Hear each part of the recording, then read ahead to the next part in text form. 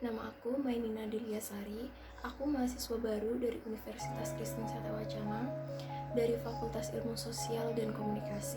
Di sini, aku akan mencoba mempresentasikan tujuan aku pada akhirnya memutuskan untuk kuliah dan kenapa pada akhirnya aku memilih UKSW sebagai tempat di mana aku menempuh pendidikan. Tujuan aku kuliah sendiri adalah untuk dapat membentuk karakter dan lebih bisa mengembangkan diri. Salah satu karakter yang dibentuk adalah kemandirian. Saat kita memasuki kehidupan di perguruan tinggi, kita akan dituntut untuk jadi lebih mandiri. Apalagi untuk kita yang merantau dan jauh dari orang tua. Juga memperluas pengetahuan dan mendapatkan relasi yang sebanyak-banyaknya.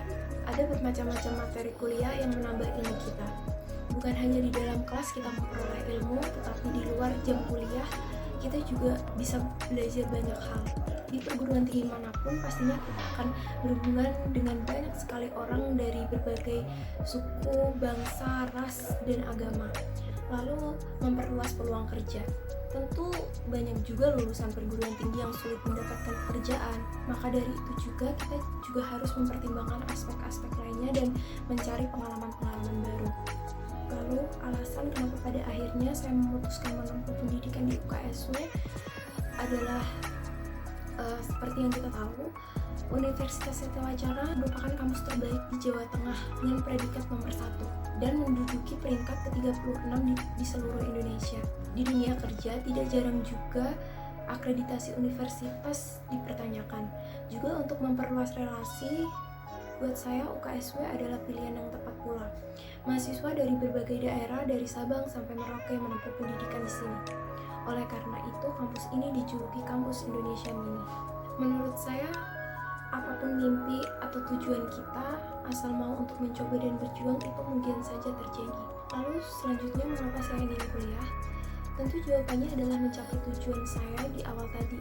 Juga seringkali saya bertemu dengan seseorang yang memiliki riwayat pendidikan tinggi.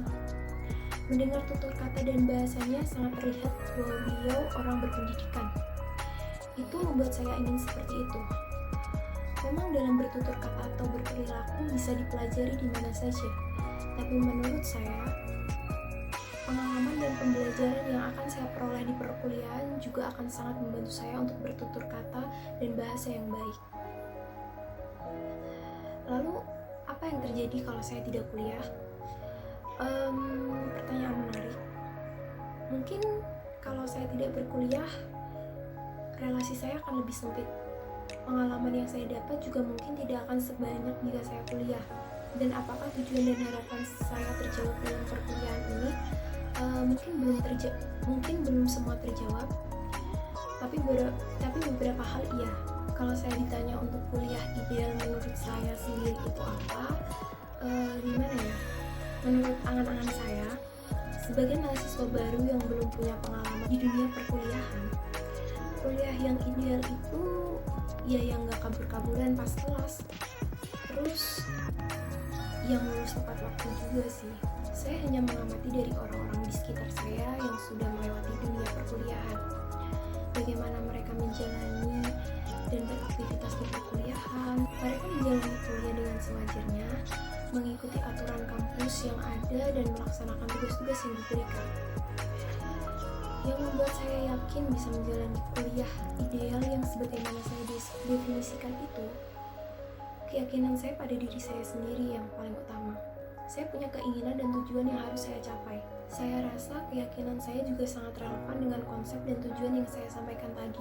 Untuk kesimpulannya, berdasarkan konsep, informasi, dan asumsi yang saya sampaikan, yang saya lakukan untuk mencapai tujuan saya adalah tetap berpegang teguh dengan pendirian saya dari awal, terus belajar dan berusaha, berani mencoba hal-hal baru dan membangun relasi sebaik mungkin. Gagasan real yang saya pikirkan untuk kedepannya adalah berusaha semaksimal mungkin untuk melakukan yang terbaik dan semaksimal mungkin yang saya bisa. Sejauh ini sebagai bentuk tindakan real yang saya lakukan adalah menyelesaikan tugas dari kampus sebelum deadline dan mencari sumber-sumber luar yang membantu saya dalam mengerjakan tugas. Juga mencoba mencari relasi baru lewat sosial media atau media komunikasi pribadi. Jadi itu aja dari aku. Terima kasih.